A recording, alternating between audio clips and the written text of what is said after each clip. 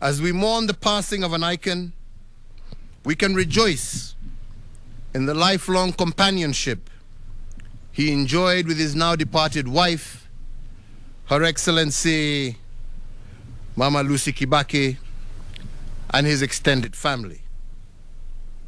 Today, our sincere sympathy to his children, Judy Wanjiko, Jimmy Kibaki, David Kagi, and Tony Githinji, and to their families, and for all who mourn the passing of this great leader. As the late former president served Kenya, Africa, and the world,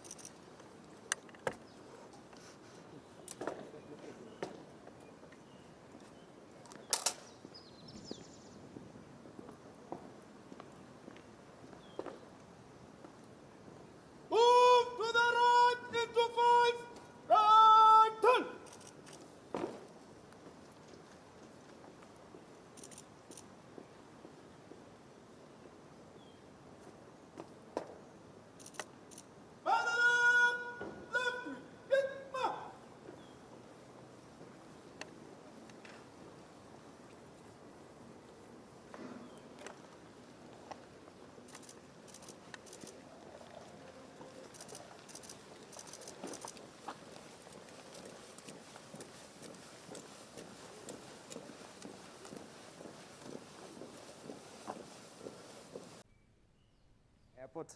Already we can see the cavalcade of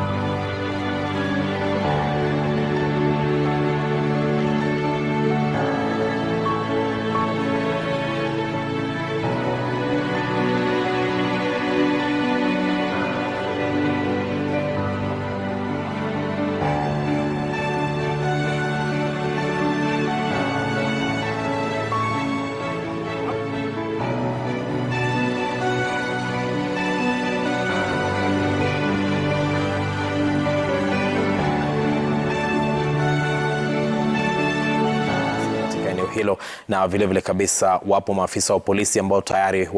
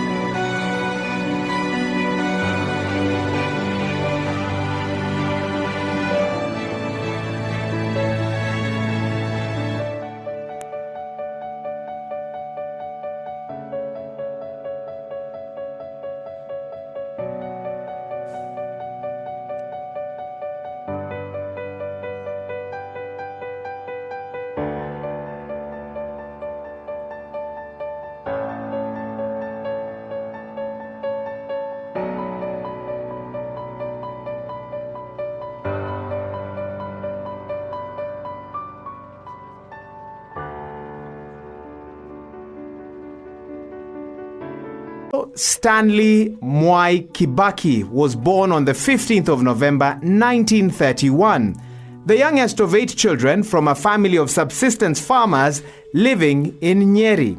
His intelligence and aptitude for learning manifested from a young age, and in 1947 he qualified to study at the prestigious Mangu High School in the then Kiambu district.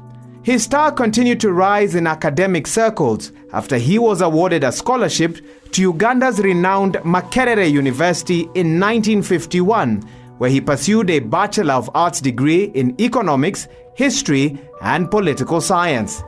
He graduated 4 years later with first-class honors, and whilst there, he also served as the vice chair of the Makerere Students Guild between 1954 to 1955. Mwai Kibaki then received a scholarship to study at the London School of Economics from 1955 to 1958, where he excelled in economics and public finance, graduating with distinction. Upon his return to East Africa, Kibaki then served his alma mater, Makerere University, as an assistant lecturer in the Department of Economics from 1958 to 1960. In 1960, Kibaki left Makerere University and joined the Kenya African National Union, KANU, a party that was leading the political struggle for independence.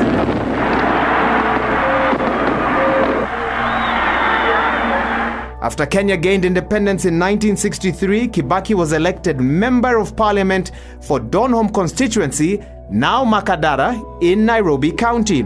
His political career went a notch higher in 1965 when he was appointed Minister of Commerce and Industry, and he later served the Ministry of Finance between 1969 and 1982. His economics background had prepared him to navigate the complex docket. Naapa kwamba nitakuwa mwaminifu kwa Rais wa Jamhuri ya Kenya, Mheshimiwa Daniel Toroitich Arap Moi, na nitaitumikia Kenya kwa moyo wangu wote, na kwamba nitaihifadhi, nitailinda na kuitetea katiba ya Kenya kwa mujibu wa sheria iliyowekwa. Ewe Mwenyezi Mungu msaidie. Mwai Kibaki was appointed vice president when Daniel Toroitich Arap Moi rose to the presidency upon the death of Jomo Kenyatta in 1978. In Moi's cabinet, he was initially entrusted with a finance portfolio. But Kibaki increasingly found himself at odds with President Daniel Arap Moi, and in 1988 he was replaced as the vice president by Josephat Karanja and transferred to the Ministry of Health. No reason was given for his dismissal. During this time, the struggle for multi-party democracy was at its peak. Amid internal and external pressure, Section 2A of the Constitution was repealed by President Moi and KANU in early December 1991. On Christmas Day the same year, Mwai Kibaki resigned as Minister of Health and a member of KANU party. Alongside veteran politicians the late Jenga Karume and the late John Keane, Kibaki founded the Democratic Party (DP) at John Keane's home in Karen. Vivyo hivyo, sisi tutajua kwamba tutashinda. Tufuate umoja, tafute haki. Kenya mpya imeshajengeka. He unsuccessfully contested the presidency in 1992 and 1997, losing to incumbent President Moi. In 1998, he became the official leader of the opposition, a position that placed him in a strategic spot in the race to succeed President Moi, who was set to retire in 2002. But Kibaki's quest in 2002 began on a weakened note as President Moi began the first quarter of the election year with a hugely consequential merger between his party KANU and NDP, the party of his newfound, albeit most unlikely ally, Raila Odinga. The KANU-NDP merger not only strengthened KANU's control of parliament, but also placed the party way ahead of the opposition in the game of numbers.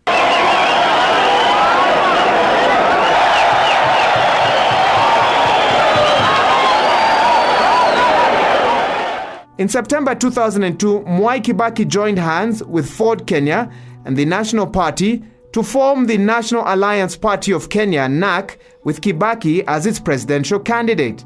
But the shot in the arm for Kibaki's career came in October 2002, when the ruling party KANU disintegrated over the choice of political greenhorn Uhuru Kenyatta as presidential candidate. The rebels from KANU, that included KANU Secretary General Raila Odinga, former Vice President George Saitoti, former ministers Kalonzo Musyoka and William Timama, who joined the Kibaki side in forming the National Rainbow Coalition, NAC. At a massive rally in Nairobi's Uhuru Park on the 14th of October 2002, Raila Odinga asked an impulsive question that amounted to a premature yet decisive endorsement of Mwai Kibaki for president. Yule ambaye tunaweka mbele, ambaye atabeba bendera ya chama chetu katika hii mashindano yanakuja ya uchaguzi, ambaye ni Mheshimiwa Mwai Kibaki. Maanake vile mnajua na vile Mheshimiwa Kalonzo amesema, sasa ndio vita imeanza. The endorsement angered other presidential aspirants in the newly formed coalition, but seemingly it was too late to stop the rainbow wave.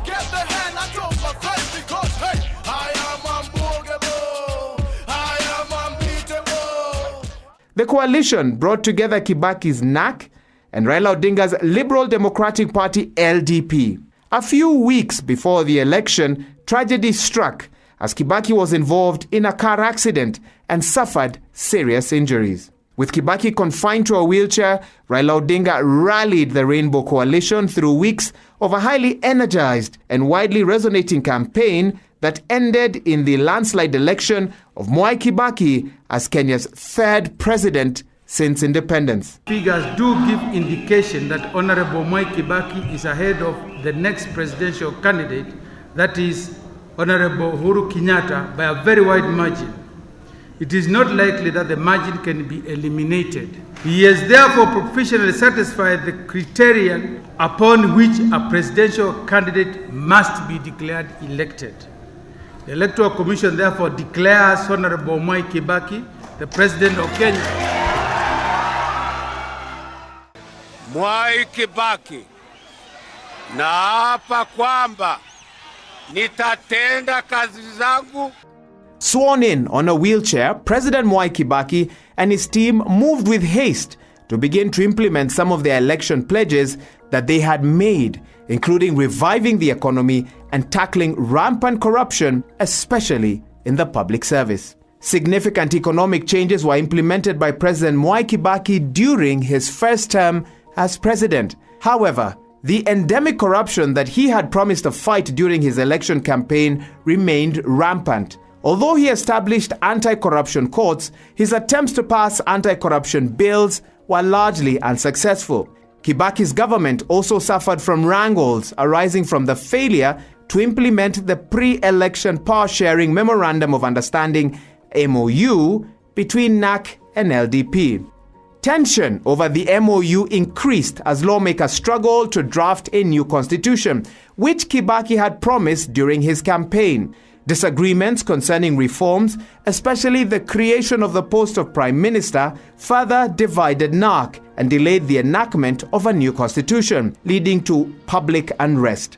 Mega corruption reared its ugly head in 2005, with members of Kibaki's administration implicated in the 50 billion Kenya shillings Anglo leasing scandal, where 18 security-related contracts were awarded to companies that did not render services or deliver goods paid for. A new constitution, backed by Kibaki, was finally put to the test in a referendum in November 2005, but it was rejected by voters. In what was widely viewed as a contest between the MOU opposites, that is Kibaki's NAC and Raila's LDP, Kibaki responded to this referendum threat by dissolving the cabinet and kicking out Raila Odinga and his allies in the newly constituted cabinet. Kibaki also reached out to KANU, the party he defeated in 2002. He named in his new cabinet KANU chair Uhuru Kenyatta, Ford People leader and former KANU diehard Simeon Nyachai, amongst others. Before the dust had settled on that referendum loss, Kibaki was confronted by the reality of an election loss in the upcoming 2007 election. He quickly formed a new party, the Party of National Unity, PNU, to face Raila Odinga's Orange Democratic Movement, ODM. The election process started off peacefully, but a delay in the release of the final election results saw the building up of tensions, with Electoral Commission Chair Samuel Kivoito wondering on national TV whether his officials were cooking election results. we can't get our officers. You know, I don't know. So, I don't know where they are. And so, no, we have asked, listen, we have asked the police to assist us to trace these people. If it is impossible for me to carry on my work, I can go home. Yeah. I'll go home if I am. Raila Odinga's two-day lead in the results tally was wiped overnight, and Kibaki was declared winner under controversial circumstances. 8,624. This means Honorable Mwai Kibaki is the winner. The Commission therefore declares Honorable Mwai Kibaki as the President of Kenya. A nightfall swearing-in ceremony followed shortly at State House, Nairobi. Odinga and his allies immediately disputed the outcome. Mimi Mwai Kibaki naapa kwamba nitatenda kazi zangu za urais kwa Jamhuri ya Kenya. With international observers questioning the validity of the final results.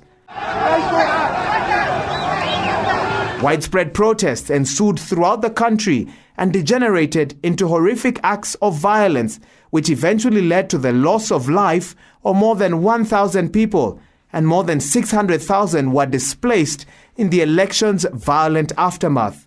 Frantic efforts to resolve the political impasse between Kibaki and Odinga were not immediately successful, exacerbating the situation.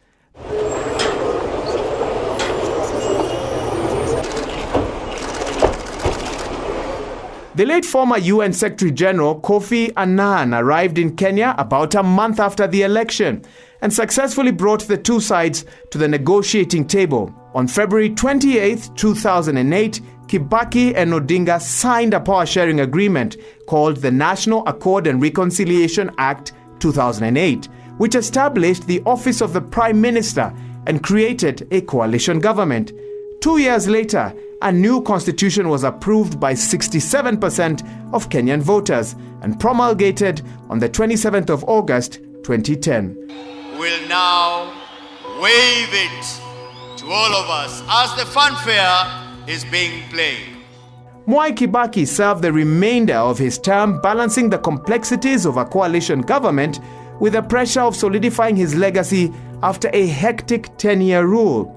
The former president is credited with establishing free primary education, revamping the country's infrastructure, investment in the criminal justice system, spurring a real estate boom, and increasing the immunization coverage for children against several diseases. On the 6th of April 2013, Mwai Kibaki handed over to President-elect Uhuru Kenyatta and Deputy President-elect William Ruto at the Moi International Sports Center, Kasarani.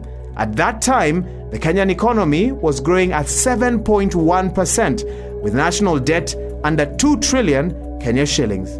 President Kibaki was married to Lucy Muthoni from 1961 until her death in 2016 at the age of 80 years.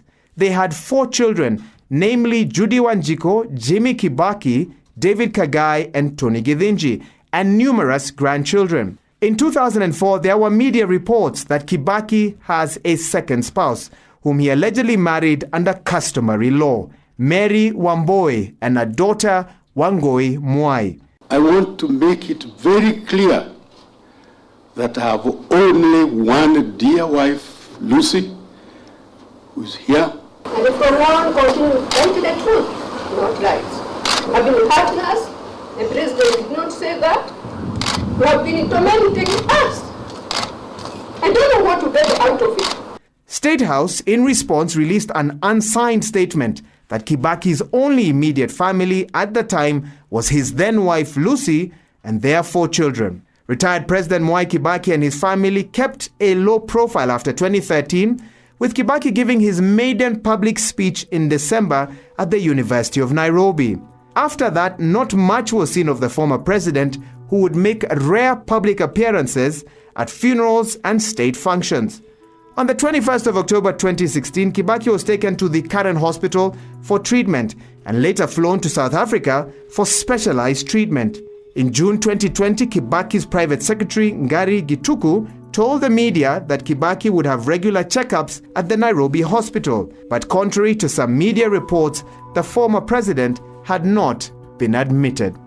Wahiga Mwaura, Citizen TV.